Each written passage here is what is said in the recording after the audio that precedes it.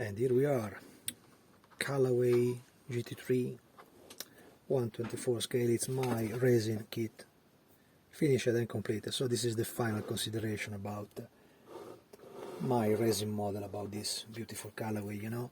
You remember that I made plenty videos of the preparation and the production and whatever. When I casted the model, you know, now the production is done. I have still some for sale. It is still available like a kit right now. I think it's the last batch because the caster already told me that the master mold have been completed. So it was a huge success because I was not expecting to sell so many cars around the world, mostly because this is a racer. Despite the name Callaway is an American racer, this is a car made in Germany by the same department like Zaxpid making GT3 cars. And so it's completely European, it's an evolution of the Corvette. And the model that I finished here was this in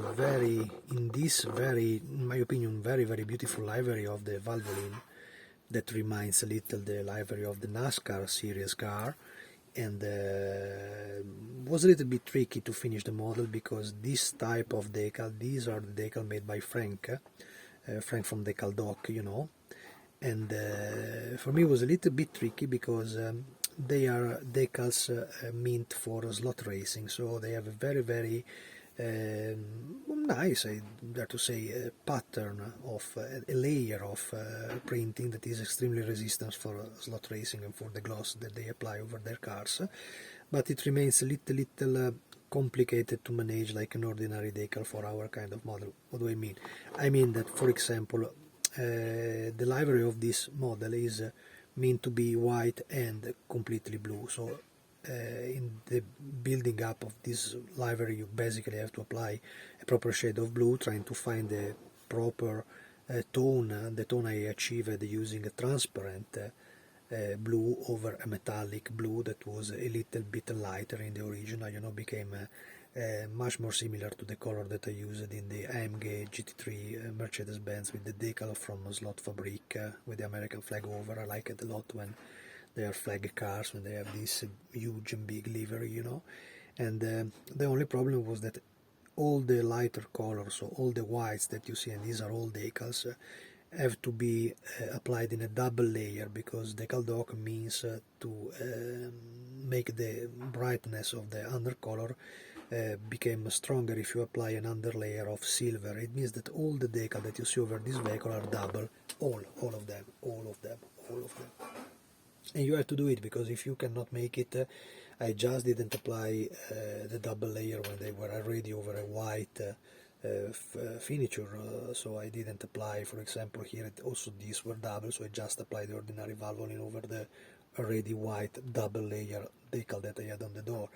It just became a little tricky because the thickness of all the procedure became a little bit heavy, you know, so you have to be extremely careful. It's anyway a kind of layer and film that reacts very good with the Gunze Mark Softer, so you have to work a lot with that, thinner it with water, because otherwise it's very easy to burn the details of the decal and to burn them with little you will see it at once, you understand what I mean if you try with an ordinary cartograph decal and you apply a thicker layer of softener from Gunze, you will see that the decal is nearly burned, you know, and so that was a little bit complicated to finish in such a version, you know, but I think it's absolutely worth it. In my model I didn't I went for a further modification like to open all the vents and so on, so I simply assembled the model in the same way that you get when you buy my kit, and I finished it with the proper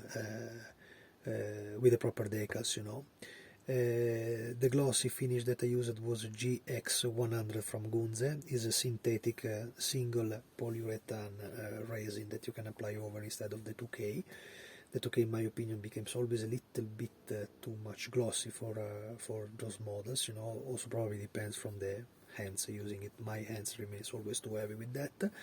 And I think the overall look is absolutely taken. So you see some guys pointed out that anyway I started the modification from the central part of the cockpit that was still in 125 scale, coming from from the Corvette, and instead I made it everything in 124, because as you can see the wheels fits perfectly to this scale, and they are in 124, so they are not in 125. To have an idea, this is the original 125. Maybe we can place them near so you can see it at once, the difference.